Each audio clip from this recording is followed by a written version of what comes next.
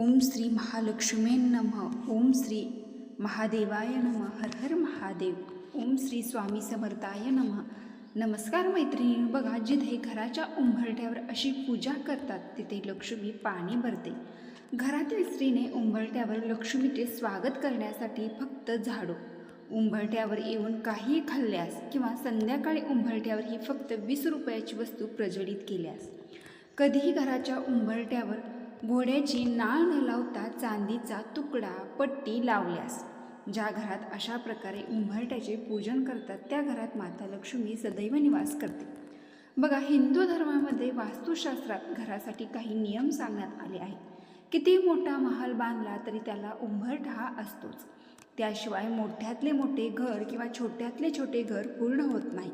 घरातील वातावरण उंबरठ्याच्या आत राहते. बाहेरच्या लोकांना घरातील भांडणे, वादविवाद, कुटुंबातील इतर गुपित गोष्टी बाहेरच्या लोकांना समजत नाहीत. म्हणून प्रत्येक वास्तूचा उंबरठा हा मर्यादित म्हणून ओळखला जातो.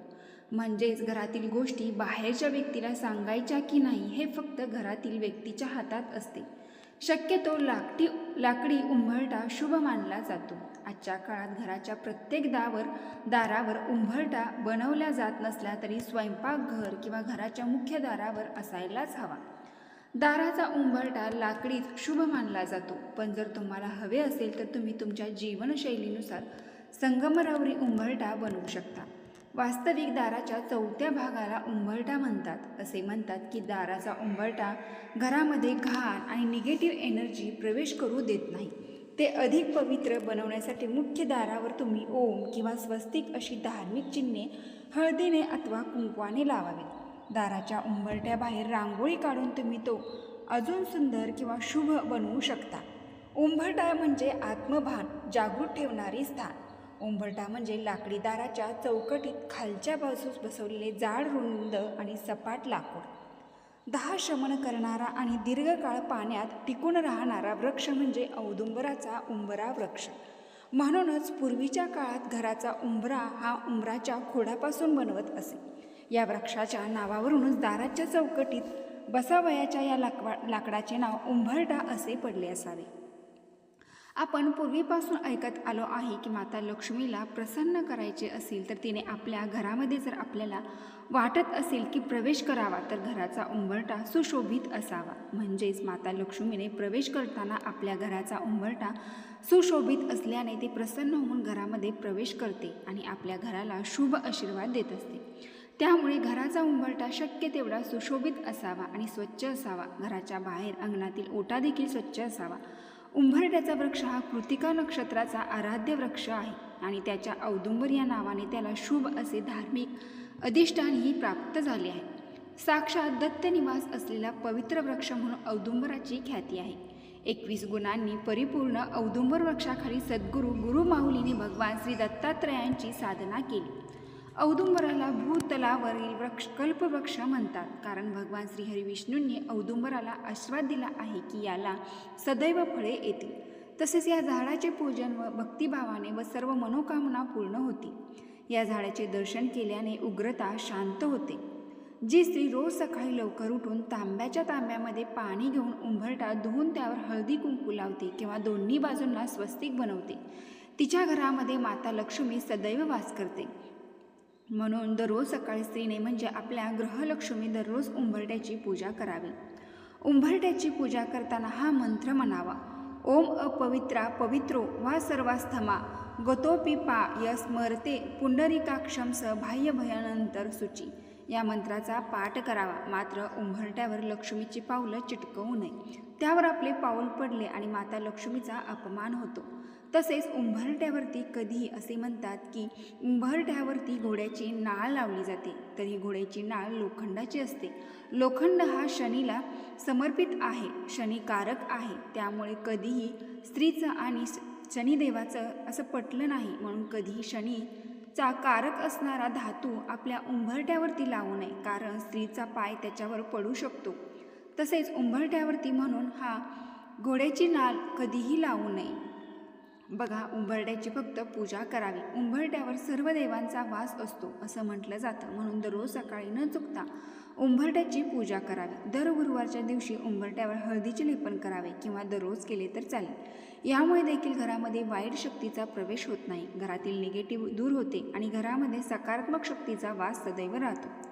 उजव्या बाजूने एका दिव्यामध्ये 2 लवंगा 2 वाती घालून एक दिवा प्रज्वलित करावा. तसेच उंबरठ्याच्या आतील बाजूने उजव्या आणि डाव्या दोन्ही साईडला पिवळी मोहरी चिमूट चिमूट शिंपडावी.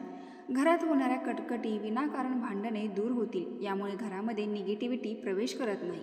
किमान 15 मिनिट तरी हा दिवा तेवत राहावा. सायंकाळच्या वेळी माता लक्ष्मी आपल्या घरामध्ये प्रवेश करण्याची वेळ असते. अशा वेळी तिला प्रसन्न करण्यासाठी असा दिवा आपल्या मुख्य प्रवेशद्वारावर अवश्य लावावा. काही वर्ष पाठीमागे गेल्यास घरातील गृहिणी रोज सकाळी उंबरठ्याची पूजा न चुकता करायची. उंबरठ्यावर लक्ष्मी नरसिंह लक्ष्मीचे स्थान असते, तर चौकटीवर श्री गणेशाचे स्थान असते. घरात कोण, कसे, काय घेऊन जाते त्यावर त्याचे ध्यान असते. उंबरठ्याला महत्त्व असल्यामुळे पूर्वी घरातच रोज सकाळी उंबरठ्याची पूजा केली जात असे. घराची साफसफाई करून 7ही दिवस उंबरठ्याची पूजा करावी. दिवाळी व्यतिरिक्त विशेष प्रसंगी उंबरठ्याभोवती तुपाचा दिवा लावावा. शक्यतो पौर्णिमा, अमावस्या, गुरुपुष्यामृत योग, प्रदोष, शिवरात्र, एकादशी या विशेष अशा पवित्र तिथीला तरी उंबरठ्यावरती दिवा लावावा. विशेष प्रसंगी घराबाहेर उंबरठ्याभोवती स्वस्तिक बनवावं आणि हळदी कुंकू घालावं. देवपूजा करून शेवटी उंबरठ्याची पूजा करावी. घराच्या उंबरठ्यासमोर पूजा करणे ही अंधश्रद्धा नसून घरासमोर जर रांगोळी काढली तर घरात किडे, मुंग्या घरात प्रवेश करत नाही. कोणताही जीवजंतू रांगोळीमुळे घरामध्ये प्रवेश करत नाही. त्यामुळे उंबरठ्यासमोर छोटीशी का होईना रांगोळी असावी. पूर्वीच्या काळी लाईट नसायची, पूर्णपणे अंधार असायचा आणि घरे देखील फारशी उंच नसायची. त्यामुळे पूर्वीच्या महिला नित्यनियमाने अंगणात सडा मारून रांगोळी काढायच्या, कारण असे जीवजंतू घरामध्ये प्रवेश करू नये म्हणून. उंबरठ्याच्या दोन्ही बाजूंना स्वस्तिक बनवा. स्वस्तिक बनवताना हळद कुंकूमध्ये केशर मिक्स करून किंवा गुलाबजल मिक्स करून ती पेस्ट बनवावी आणि त्याच्यापासून स्वस्तिक बनवावे. स्वस्तिक बनवताना स्वस्तिकच्या मध्ये जे टिंब असतात ते टिंबमध्ये असताना अष्टलक्ष्मीचे नाव घ्यावे. अष्टलक्ष्मी म्हणजे धनलक्ष्मी, आधिलक्ष्मी, धान्यलक्ष्मी, गजलक्ष्मी, संतानलक्ष्मी, वीरलक्ष्मी, भाग्यलक्ष्मी, विजयलक्ष्मी अशी अष्टलक्ष्मीची नावे घेऊन स्वस्तिक बनवावे आणि कडेच्या 2 लाईन द्याव्यात आणि त्या उंबरठ्याची त्या स्वस्तिकची मनोभावे पूजा करावी. उंबरठा घराची शिस्त आणि संस्काराची आठवण करून देतो. उंबरठा वाईट लहरी, वाईट शक्ती, वाईट विचार घराबाहेर ठोपून ठेवतात. बाहेरील व्यक्ती घरात प्रवेश करताना सर्व गोष्टी बाहेर ठेवून घरामध्ये प्रवेश करते. त्यामुळे घरातील व्यक्तीला सर्व गोष्टीचा कोणताही त्रास होत नाही. म्हणूनच आपल्याला घराच्या मुख्य उंबरठ्यावरती चांदीची छोटीशी पट्टी लावायची आहे. एकदम छोटासा तुकडा जरी लावला तरी सुद्धा चालतो. असं नाही की आपल्याला पूर्ण उंबरठ्यावरती चांदी ही लावलीच पाहिजे. चांदी ही घरामध्ये नकारात्मक ऊर्जा येऊ न देणारी आणि सकारात्मक ऊर्जा घराच्या बाहेर न जाऊ देणारी अशी शक्ती आहे. ती सकारात्मक ऊर्जा निर्माण करणारी शक्ती आहे. म्हणून तुम्हाला घराच्या मुख्य दरवाजाच्या उंबरठ्यावरती एकदम छोटीशी तांदळा इतकी जरी चांदी तुम्ही रोवली तर अतिउत्तम. बघा, धन आकर्षित करण्यासाठी उंबरठ्यावर कोणते उपाय करावेत. नंबर 1, चांदीची तार. बघा, आता मी वरती सांगितलं त्याप्रमाणे मुख्य दरवाजा किंवा मुख्य दरवाजाची चौकट बनवताना त्याखाली चांदीची तार लावावी. असे करणे शुभ मानले जाते. चांदीचे तार घातल्याने घरातील वातावरण शांत राहते. उंबरठ्याच्या खाली चांदीची चपटी तयार ठेवली तर समृद्धी नांदते. अशा घरात अर्थातच आनंदाला उधाण येते. अशा घरामध्ये माता लक्ष्मीचा वास होतो, त्या घराची भरभराट होते. माता लक्ष्मी अशा घरामध्ये स्थिर राहते. 2, बाजूचा दरवाजा शुभ. तसेच आजकाल एका दरवाजाची फॅशन आली आहे, परंतु वास्तूनुसार 2 दरवाजे नेहमी शुभ मानले गेले आहेत. विशेषतः घराचा मुख्य दरवाजा 2 दरवाजाचा बनवलेला असावा. खरं तर एका दरवाजासाठी दरवाजाच्या चौकटीच्या आवश्यकता नसते, परंतु 2 दरवाजाच्या चौकटीशिवाय अपूर्ण असतो. घरात कोणतेही मंगल कार्य होणार असेल तर त्याआधी मुख्य दरवाजाच्या दोन्ही बाजूला शुभ लाभ लिहिले जाते. शुभ आणि लाभ ही गणपतीची 2 मुले आहेत, म्हणून मंगल कार्यामध्ये शुभ आणि लाभ असे लिहिले जाते. ते कार्य निर्विघ्नपणे पार पडते. तसेच घराच्या चौकटीच्या उजव्या आणि डाव्या बाजूला देखील शुभ लाभ लिहिले जाते. शुभ लाभ लिहिताना सेंदूर किंवा कुंकवाने वापरून गणपती आणि माता लक्ष्मी यांच्यासोबतच सर्व देवताही प्रसन्न होतात असे मानले जाते. म्हणून योग्य तिथीला तुम्ही प्रत्येक दिवशी हे शुभ लाभ आपल्याला लिहायचे आहे. उंबरठ्यावर बसून काहीही खाऊ नका. जेव्हा तुम्ही घराचा उंबरठा ओलांडता किंवा घराच्या आत प्रवेश करतात तेव्हा त्याला नमस्कार करण्याचा प्रयत्न करा. घराच्या उंबरठ्यावर बसून कधीही काहीही खाऊ नका आणि उंबरठ्यावर पाय ठोठावू नका, तो अशुभ मानला जातो. उंबरठ्यासमोर कधीही कचरा किंवा घाण ठेवू नका, यामुळे देवी लक्ष्मी घरात प्रवेश करत नाही. म्हणूनच आपण पूर्वीपासून ऐकत आलो आहोत की उंबरठ्यावर बसू नये, कर्ज वाढते, खर्च वाढत जातो. म्हणजे नेमकं काय, तर त्या घरामध्ये माता लक्ष्मी प्रवेशच करू शकत नाही, म्हणून कर्ज वाढत जाते. उंबरठा किती अर्थ मोठा आहे बघा. उंबरठा म्हणजे दरवाजाच्या चौकटीवर बसवलेली एक लाकडाची पट्टी, पण अर्थ किती मोठा. या लाकडी पट्टीला चौकटी बाहेर पाऊल टाकायला पूर्वी कोणीही धजत नसे. 7च्या आत घरात यापूर्वीच्या लोकांचा प्रगत होता. आता तर कोणी 12च्या आत घरामध्ये येत नाही. त्यामुळे जग किती बदलले आहे, गुन्हेगारी किती वाढली आहे, या सर्व गोष्टी लक्षात येतात. पूर्वी बायका म्हणायच्या की आमच्या उंबरठ्याचा गुण असा आहे की आमच्या घराचा उंबरठा ओलांडून लेक घरात आली की तिला आमचे गुण लागले म्हणून समजा. हाच उंबरठा प्रतिष्ठेचे प्रतीक मानला जायचा. ज्या घराला उंबरठा नाही ते घर काय म्हणावं. ज्या घराला उंबरठा नाही तिथे कोणाचाच पायपोस कोणाला नसतो असे म्हणतात. आओ जाओ घर तुम्हारा. सणवार आला की उंबरठा सारवला जायचा. त्याच्या आजूबाजूला सुबक अशी रांगोळी काढली जात असे, दारावर तोरण बांधली जात असे. तेच फ्लॅट संस्कृतमध्ये लाकडी उंबरठा कालबाह्य झालाय. शक्यतो घराला लाकडी उंबरठा असावा, त्यामुळे वाईट शक्तीचा प्रादुर्भाव घरामध्ये होत नाही. दाराचा उंबरठा घराच्या सीमा निश्चित करतो. असे मानले जाते की उंबरठ्यामुळे घरातील सकारात्मक ऊर्जा घराबाहेर जात नाही. वास्तुशास्त्रात असेही नमूद केले आहे की घराच्या दाराचा उंबरठा मजबूत असेल तर कोणीही कुटुंबात मतभेद देखील निर्माण करू शकत नाही किंवा शत्रू घरात प्रवेश करत नाही. घराच्या इतर कोपऱ्याप्रमाणेच दाराच्या चौकटीचीही वेळोवेळी दुरुस्ती करावी. तुटलेली दरवाजाची चौकट अशुभ मानली जाते. तसेच उंबरठा देखील तुटलेला नसावा. आता बैठकीच्या खोलीतून सगळे किचन दिसतं.